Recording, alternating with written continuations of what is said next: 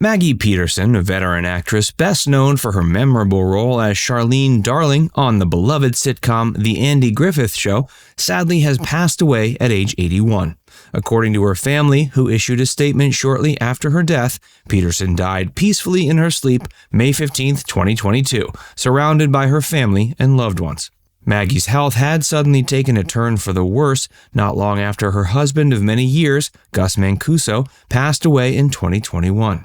Her family said they were relieved they were able to move her home to Colorado so she could be closer to them in her final days. Peterson's family also offered their sincerest thanks to all of Peterson's fans. In the statement, they expressed how she wanted her community of fans to know just how much they meant to her, especially in the last 3 difficult years following her husband's illness and subsequent passing. She'd been living in Las Vegas and suddenly found herself on her own, but her fans' endless love and devotion helped her to feel far less alone. Join Facts First as we take a look back on the incredible life and career of Maggie Peterson.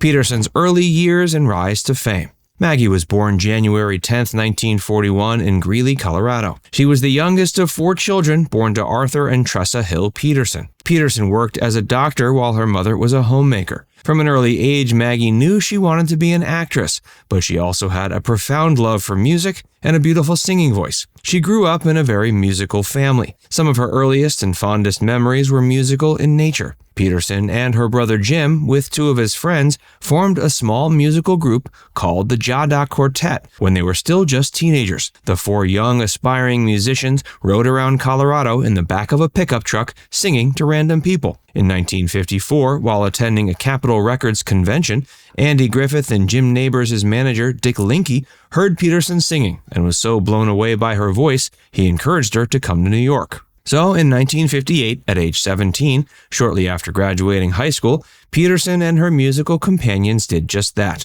Not long after, they landed several appearances on The Pat Boone Show and The Perry Como Show. A year later, they put out their first album, It's the Most Happy Sound.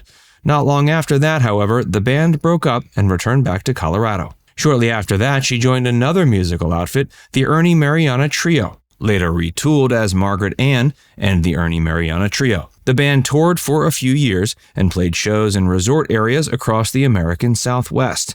They proved to be especially popular in places like Reno, Lake Tahoe, and Las Vegas. While playing shows there, Frank Sinatra and the famous Rat Pack were often in the audience when they performed. Peterson was discovered by Bob Sweeney and Aaron Rubin, the director and producer of The Andy Griffith Show.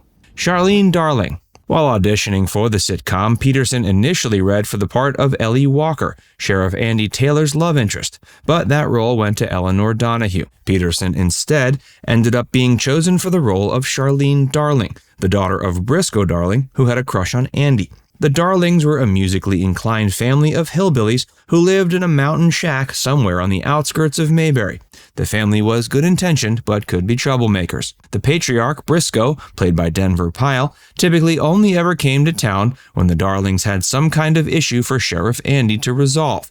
Briscoe was a widowed father of 5 children, 4 sons and a daughter, Charlene. The clan lived together and each had a unique musical talent. Together, they formed a bluegrass band and lived by a set of rules and values that guided their every move.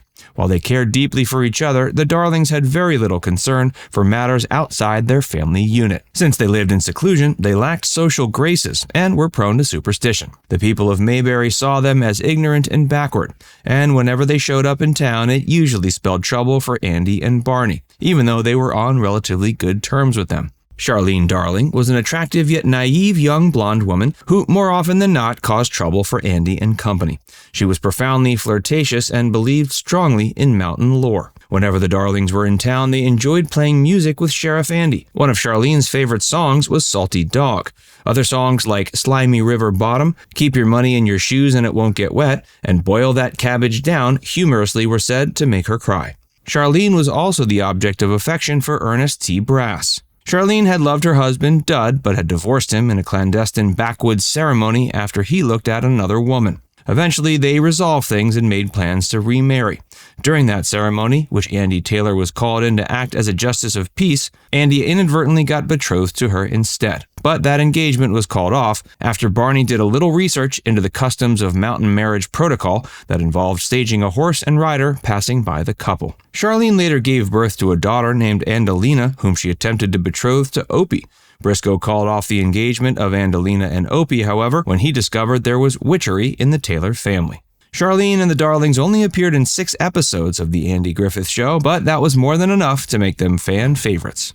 Peterson's marriage. In 1968, while Peterson was singing as an opening act for Andy Griffith in Lake Tahoe, she met jazz musician Gus Mancusso, who was playing bass with a lounge act. The two began dating and got married a decade later in 1978. They remained happily wed until Mancusso's death in 2021. For many years, they lived in LA, where Peterson worked doing commercials. Eventually, though, they moved to Vegas, where Peterson found work as a location scout for TV shows and films. Mancuso was 88 when he passed away. In the years leading up to his death, he worked steadily as a revered musician in Vegas. He was a gifted multi-instrumentalist, although his primary instrument was the baritone horn. In 2008, the Darlings were given a star on the Missouri Walk of Fame in Marshfield, Missouri. Peterson and 2 members of the Dillards, the band that provided the backing music for the Darlings on The Andy Griffith Show, were present at the induction ceremony. In May of 2018 and again in 2019, Peterson was a guest of honor at the Mayberry in the Midwest Festival, held in Danville, Indiana, every spring. Peterson's other screen roles. It appears as if Maggie retired from acting in the late 80s. Her last screen credit was in the TV series The Magical World of Disney in 1987.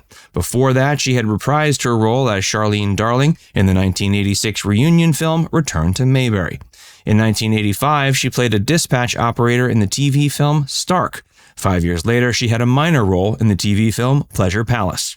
In addition to these roles, Peterson also had guest starring parts in shows like The Odd Couple, Mayberry RFD, Green Acres, and The Bill Dana Show, among others. Now it's time to hear from you. What's your favorite memory of Maggie Peterson? Let us know in the comments section below. And before you go, make sure you give this video a like and subscribe to Factsverse if you haven't already. Click the bell icon to stay updated on all our latest content. By the way, if you haven't joined Factsverse as a member yet, be sure to look below this video and click the join button. By becoming a paid member of Factsverse, you'll get access to exclusive video content that you won't find anywhere else. This includes some of our more mature content that isn't suitable for public audiences, which includes topics like Hollywood actresses who posed for Playboy and some of the steamiest moments in movie history. Plus, you can enjoy these videos completely ad-free.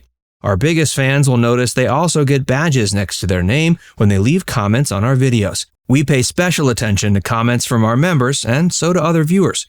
So if you want exclusive content from Factsverse or inside access to discussions with other community members, click the join button to get started for just $4.99. There are hours of members-only videos waiting for you, with new videos added every month.